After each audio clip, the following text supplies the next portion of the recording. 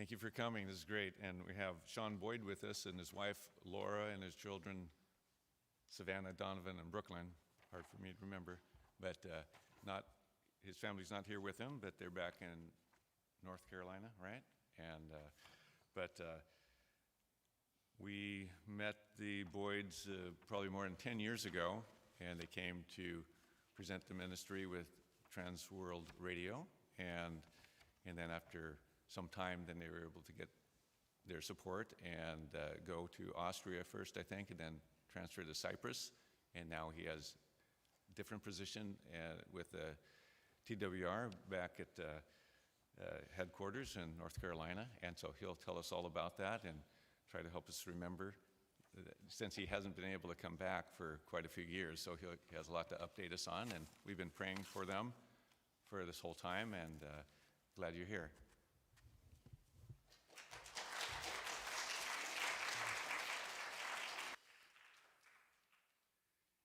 Well, it has been a while. Corey and I were talking right before the service started, and I really couldn't remember, and I kept thinking about that after I sat down, and I think the last time I was here was late 2015, early 2016. So probably 2 to 3 years before that was the first time I was here, and then my family came back. So I think this is my 4th trip here, personally. But it's really great to just be back here, and honestly, to thank you in person for your support of our family and your prayers for our family. We went through a whirlwind, and I can't even tell you everything that we went through when we were overseas and our journey coming back in the middle of COVID. That was quite an adventure. But I just, from the bottom of my heart, really want to thank you and thank this church for what you've meant to us, to our ministry. The confidence that you've had to be a part of our team that sent us out has meant the world to us. It has been a while since I've been here, so how many of you actually know TWR? Oh, sweet. That always makes my job easier when there's people that know. Well, for those of you that aren't maybe super familiar, TWR has been around for nearly 70 years. In February, we'll celebrate our 70th anniversary as a ministry. And really the basis of our ministry is using media to make disciples around the world. And we've been doing that in, honestly, close to 350 languages, 190 countries and territories around the world. And TWR is an organization that's not just made up of traditional church planters. We certainly have those types of people with seminary degrees and doctoral degrees and pastoral degrees that create a lot of our content. But we're actually an organization that's made up of really diverse backgrounds of people. We have electricians, we have maintenance people that work on 400-foot towers like you see there that transmit the gospel from Guam into Asia. We have marketing people like myself, we have fundraising people, we have IT people, we have IT engineers, we have radio people, we have digital ministry folks. We even have a team of animators that's creating YouTube animations of gospel stories to help church planters use digital media, connect with people in their part of the world. And I'll share a little bit more about that at the end. That's one of the things that I love about the ministry of TWR. You know, my background before going to TWR was in the business world. My degree was from Moody Bible Institute in Chicago in communications. And God just kind of put all these worlds together for me and gave me an opportunity to serve him abroad. Since I last saw you, I have been in 33 countries around the world, meeting with our teams, training teams around the world on how to carry out different parts of our ministry where they are, and also to learn from them, to take their best practices that they've learned over the years and bring them to other teams and back to our corporate work. I've got to introduce you again to my family. This is really kind of washed out. Let me see if I can adjust that. Nope, it's on the projector side. Well, that picture on the left is what my kids looked like when we were getting on the plane in Chicago to fly to Vienna, Austria in 2016, June of 2016.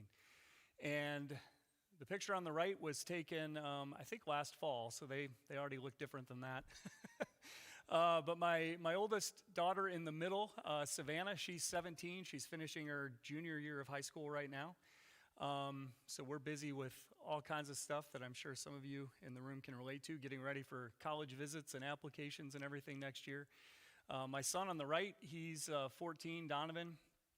He's in 8th grade. He's almost as tall as me, so I'm thinking about putting weights on him, weigh him down so he can't grow, but he's going to be a big fella. His fingers are out to about here, so he's going to be a giant.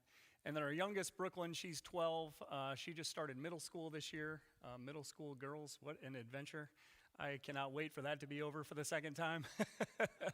She's amazing, but the drama around her that she has to deal with is crazy at school.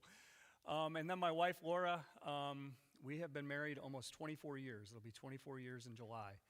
It's crazy how fast that all goes. But those are my people.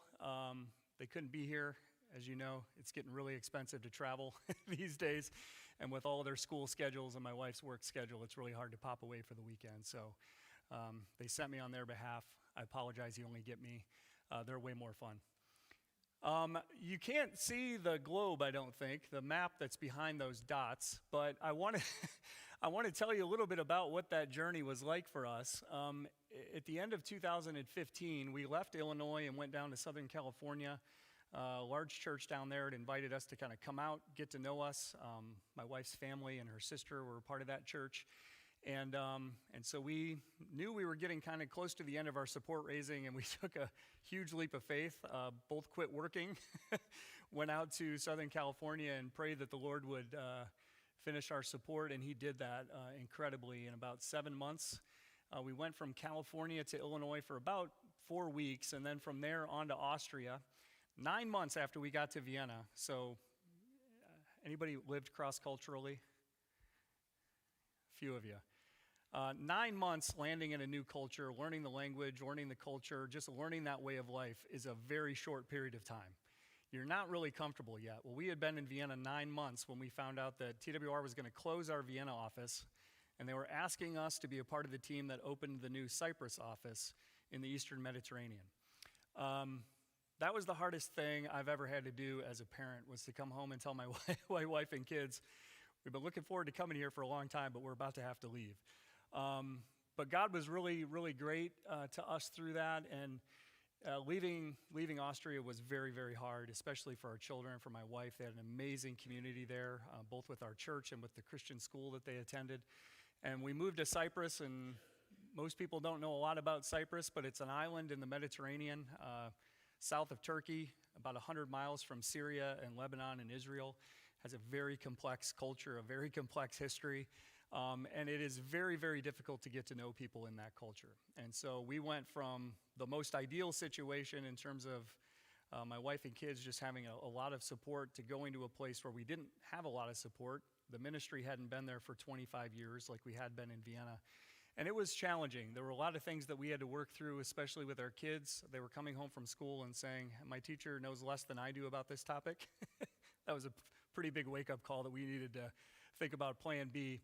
And actually, just 2 weeks before we moved to Austria, I was in the United States at our corporate office, and TWR's president came to me and said, hey, I need to have lunch with you before you fly home tonight. And he said to me at lunch, I'd like you to move to Cary, North Carolina instead of to Cyprus. I said, hold on a minute. We've been working on this for 15 months. So I said, I don't think that's a good idea.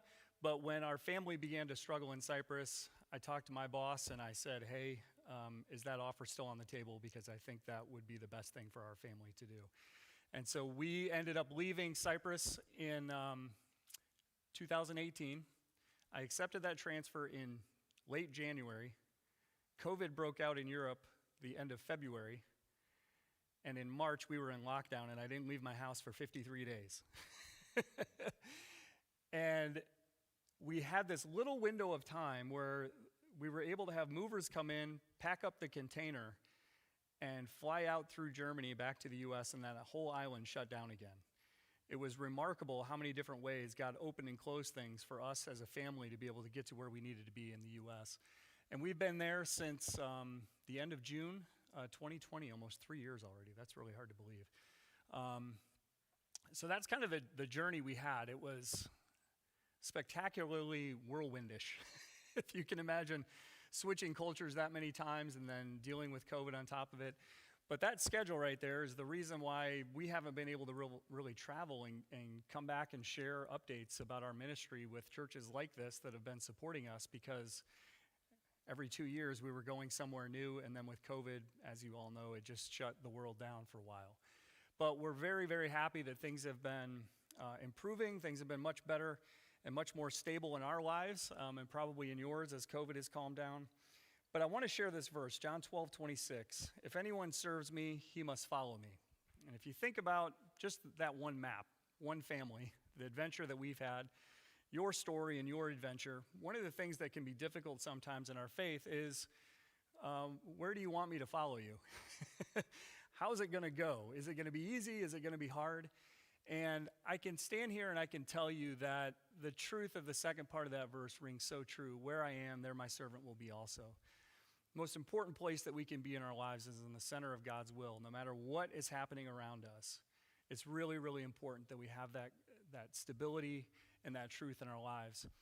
And it's also important that we live a life that's worthy of the Lord and that we seek to please Him. I'm going to read a longer version of this passage.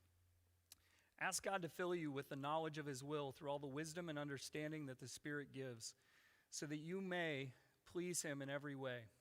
So you may live a life worthy of the Lord and please Him in every way, bearing fruit in every good work, growing in the knowledge of God, being strengthened with all power according to His glorious might, so that you may have great endurance and patience, and giving joyful thanks to the Lord, who has qualified you to share in the inheritance of His holy people in the kingdom of light. For He has rescued us from the dominion of darkness and brought us into the kingdom of the Son He loves, in whom we have redemption, the forgiveness of sins. It's a long passage from Colossians, but those verses have become part of our story, part of our testimony of what God has done in our lives, in our family, in each individual in our family, and also just through the ministry of TWR, as so many people have unrooted themselves from wherever they were to follow God's calling to somewhere else, to serve Him, to see that other people would come to know Him. It's been an amazing, amazing journey, and it's gone by so quickly. It's hard to believe. Let me tell you a little bit about TWR and about the things that we're doing as a ministry around the world right now. One of our marketing statements that we've been using a lot the last couple of years is that hope knows no barriers. One of the things that is really, really amazing about media is that it transcends challenges, it transcends prohibitions, it transcends laws and issues with cultures in ways that most missionary work can't do. And I'll tell you some stories about that along the way to unpack this, but there's about 6 different key ways that we really see ourselves as a ministry having a really unique calling from the Lord to take the gospel out through evangelism and discipleship into the world. And one of those ways is confronting the barrier of ideology. And you can tell from that picture, one of the ideologies that we face is other religions. They can be very, very challenging to taking the gospel out. I was in the Middle East a few times when I was overseas, and on one of those journeys, I was in the Mosque of the Sultan, basically, and had a chance to sit down and talk to one of the imams that ran that facility. And as I sat down to talk with him, he speaking perfect English, me speaking no Arabic, he began asking me right off the bat, so where are you from? I'm from the United States, but I live in Europe right now. What's your faith background? And I said, well, I'm a Christian. And he said, okay, great. What type of Christian are you? And he started going down this journey of absolute precision. He wanted to know if I was a Baptist or a Presbyterian or a Methodist. Like, he was prepared to talk to me about the Islamic faith through whatever frame of Christianity my background was in. That was, for me, kind of an awakening moment, and I had to be very careful when you're when you're in an environment like that, on their turf, so to speak, and the guards at every entrance are wielding swords that they can use. You choose wisely how confrontational you choose to get. But that moment was really eye-opening for me because, I think sometimes we can think about the things that prevent people from knowing the gospel. And we can think that, yes, we know that they're built that way to a certain extent, but I don't think we always understand how crafted their messages are. He gave me books to take away with me on finding Jesus in the Quran and all sorts of other books. And it reminded me actually a lot of coming out of Bible college, how we study how to get to know people where they are and their roots and their rhythms and their backgrounds. And one of the ways that we encounter ideologies and try to address them around the world is that we try to meet people where they are as well. We have a lot of teaching for what we refer to as the global M world, the global Muslim world. And there's a lot of people in that environment that just want to know who Jesus is, beyond what their faith tells them. And so we try to root our ministry and our message in things that they're familiar with, like the prophets that they read about in the Quran, and we parallel those prophets over. We have ministries that have come out of working with tribal Islamic people in Africa that we translate into other languages, and we use that material to teach people who Jesus is and why he's different, why the grace of God is different, why the will of God is never changing, where in their faith the will of God is always changing. It's always mysterious. It's always unknown. And there's an unsettling there that they experience. We also overcome the barrier of turmoil. I don't know if you know this, but since 2008, when what's called the Arab Spring kicked off in North Africa, we've seen the greatest migrations of people since World War II. Millions upon millions upon millions of people leaving all different countries throughout Africa and the Middle East and parts of Turkey, and flooding into Europe in particular. And this has created some really interesting opportunities, but it's created some really big challenges as well, because the church is not always prepared to deal with people who speak a different language than them, who come with a different set of cultural ideas or ideals or the way that a legal system should work. And so TWR has partnered with other organizations to find ways to communicate the content that we already have in new ways by creating apps for people who are refugees. We let them know of an app where they can actually find resources, not just Bible teaching resources, but also medical help, assistance on how to file paperwork in their new country, wherever they're landing. Basically, to find ways to show the love of Christ to people that we've never met, that we may never meet ourselves, but that through God's people living in that part of the world, we can create media resources that make it easy for people to find Christ and hopefully even connect to a church. We've also got the barrier of persecution, which is increasing in certain parts of the world constantly. And one of the ways that we address the topic of persecution, especially through our radio programs that we broadcast in from outside of those countries, is we actually tell stories of brothers and sisters around the world who are enduring persecution themselves. One of the things that we found is that people going through those kinds of situations, they never ask that the persecution stop. I've never seen a letter or a listener request come in across my desk where somebody said, hey, pray that this will go away. They always pray that they will have the endurance to go through it, to live through it, and to represent Christ well, and to not fall away from what they believe, to the point in many cases where they are facing long-term imprisonment or even death for what they've believed. And so in working with these stories, we are able to tell people, number one, you're not alone. There's other people that are going through this like you, and they're finding strength and hope in those stories and those helps of just like we would, of reading the New Testament and seeing what Paul went through, what he endured to share the gospel around the world.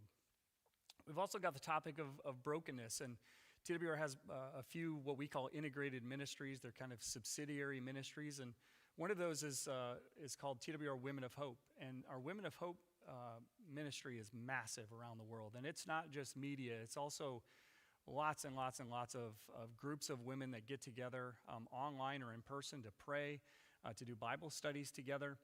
And what we found is in places like the Middle East, there are, last I checked, there were over 500,000 women in the Arabic language alone that were engaging with the ministry of TWR, wanting to know why Christianity is so different for women than their faith.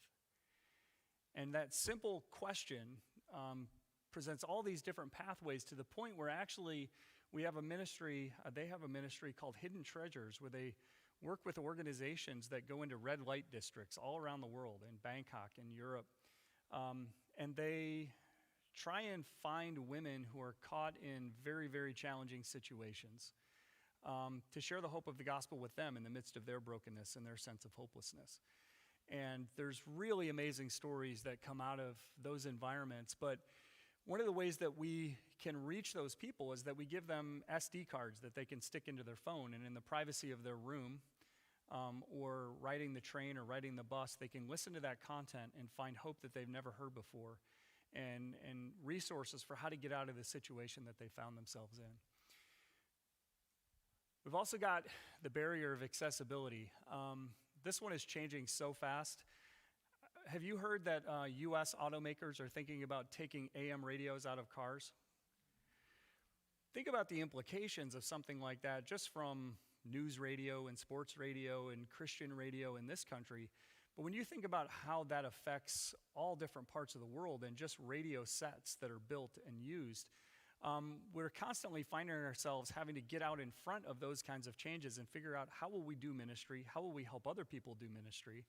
And some of that is through digitization. The smartphone is an incredible tool. I was always amazed. Of all those 33 countries I went to, including remote Africa, everybody was walking around with a smartphone.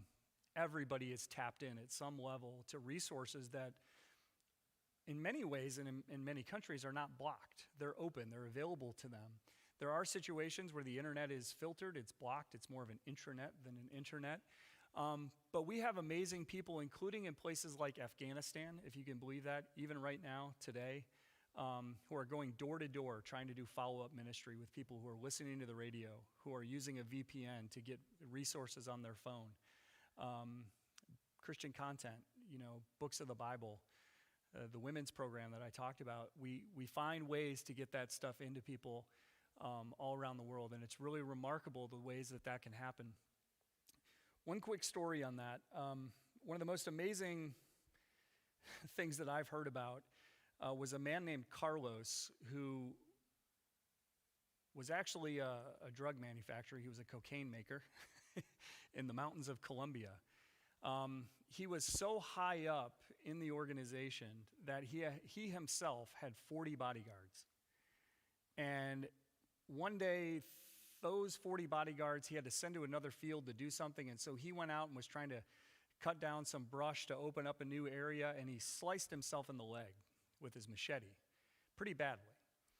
And he was staying in this little hut, and the farmer who owned this property that they had taken over had given Carlos a little radio in the building and a Spanish New Testament, like a Gideon's type New Testament. And Carlos tells this incredible story about even when the 40 guys were there and before he injured himself, they would sit around at night and they would read the New Testament together. 41 drug dealers, drug manufacturers in the mountains sitting around reading the New Testament. And when he injured himself, he took a radio and he just sat on a hill and he thought, I'll never get anything way up here in these mountains. Well, he did get something, and it was our radio station from Bonaire, transmitting all the way across to him in Colombia. And that night, everything that he had been reading in the New Testament, but not believing in his heart, he believed for the first time.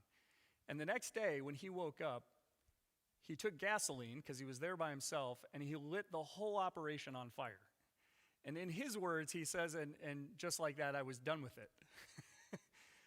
But the people he worked for were not done with him. He was actually in a lot of trouble. He had to kind of go into hiding. But over time, that pressure went away, and a lot of those people that he worked for were arrested or killed. But Carlos went on to be a disciple maker also among the 40 guys that worked for him. 14 of them became pastors. 14 of them became pastors and have planted dozens of churches around Colombia. And a lot of that ministry started by reaching the youth, playing soccer and taking over really rough areas of cities. building little concrete soccer fields that allowed them to get together and do ministry to reach kids who grew up to make disciples of other people. And so when we talk about the challenge of accessibility, you're not going to meet a lot of people that would have had the guts, first of all, to find Carlos in the mountains with his 40 bodyguards and introduce him to Christ, right? But that's the amazing thing about how God uses media tools. And I used to, when I was raising our support and traveling around the country, I used to say every bit of infrastructure that we needed for radio was built in Genesis 1:1. And for however many thousands of years it was, until the late 1800s, early 1900s, when Marconi found radio, that just sat dormant. It wasn't able to be used. And then God gave our generations these incredible tools, these incredible resources today to be able to reach people like Carlos from a radio station in Bonaire, from content made in Cuba or the United States. And that's the incredible journey that media can take people on. And TWR comes alongside other organizations, and we help them carry out the work that they started, or we take on a new part of a new idea, a new endeavor. Many of you, I'm sure, are familiar with the Jesus film that was created by Crew, is in hundreds and hundreds of languages. Actually, it's in thousands of languages today. We've had a whole bunch of people that worked for the Jesus Film Video Project come to TWR in the last couple of years. I just met with the team last week. And we are taking on Jesus Film Audio. They've taken the Jesus film, and they have, already in more than 400 languages, they've dramatized it for audio with background noises and all kinds of different things that you can't see. Like 40% or something of the Jesus film is visual, where there's no words that tell you what's going on, and we had to fill in those gaps on radio. And we are coming up with ways that we can take that content into new parts of the world that it's never been before to give it to unreached people groups, especially around Christmas and Easter. It's really, really effective then. I have a friend who works at Ethnos 360 that used to be, what did it used to be? New Tribes Missions. We're talking about a new form of leadership content, where as they're developing disciples in West Africa and North Africa and parts of Asia, they want to get into new areas where we are, and we want to help them expand the reach of their discipleship program, leadership program, to make pastors and seminary teachers in their part of the world. And so we're having a dialogue right now. It's been going on for about 9 months about how could we dream this up? What could God do through this? And it's really exciting to be a part of what is God doing to overcome all of these barriers. Well, one of the things that we've been invited to in this picture here on the right, back in the mid-1900s, group of American missionaries went down to South America and were killed by the tribe that they were trying to reach. It's a very famous story. This gentleman in the foreground here was a roofer in the construction industry, I think in Ohio. And he heard one day while he was roofing what these men had attempted to do and what had happened to them. And he got down on the roof and he told his boss, "I'm moving my family to South America." And he did. With no missions organization, he found people that would support them, and he moved down to the country of Suriname in the northern part of the Amazon jungle, and he and his wife and their 3 small children lived in a tent alongside the Amazon River as they tried to get to know this tribe. Well, over a couple of decades, this tribe came to faith in Christ. The chief began helping create a version of the Bible in his tribe's language. And this tribe has spread out into the interior of the Amazon. And they came to us and said, "Hey, we've got a problem that no other ministry has been able to help us with. As the area around us modernizes, we're finding that our people are moving further and further into the jungle, and we're not able to do Bible teaching and gather as a church community the way that we used to. Could you help us?" And we said, "Yes, we can. Let's develop an FM radio network in Suriname that will allow you to reach your people." And what's amazing is this chief, I didn't show the video because I cry every time I see it, like ugly cry. There's video that they captured. We're writing a documentary about this right now that we're going to release next year. But they were able to present him. He's very old and very sickly, and he can't even get out of his hammock anymore. But they were able to present him with the printed copy of his Bible in his language that he helped write. in a language that had never been written down before this missionary left Ohio. And it's actually this gentleman's son that is working with TWR. He's actually on staff with TWR now to help us pull this together. And so here's a ministry that TWR didn't even start. Like, we weren't even involved with it for 50, 60 years. And somebody said, hey, we have a need. And we said, yeah, we think we can help. And we raised the funds, and donors came out of the woodwork to support this project. It was really, really cool. So that's what we're doing as an organization. My wife is serving in two different roles at TWR right now. We have a beautiful lodge. That's the entrance there on the left. It's a 15-room bed and breakfast building on our property. And she co-manages that for staff and visitors and other organizations that come in to meet with us.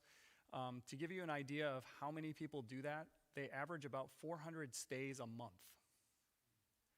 So they're doing all of the hotel type stuff and going to the grocery store and fueling vehicles and really just being a huge, huge asset to the people that come to visit us to have meetings so that they don't have to think about where they're going to stay, what they're going to eat. We take care of all of that for them, and Laura does an amazing job with that.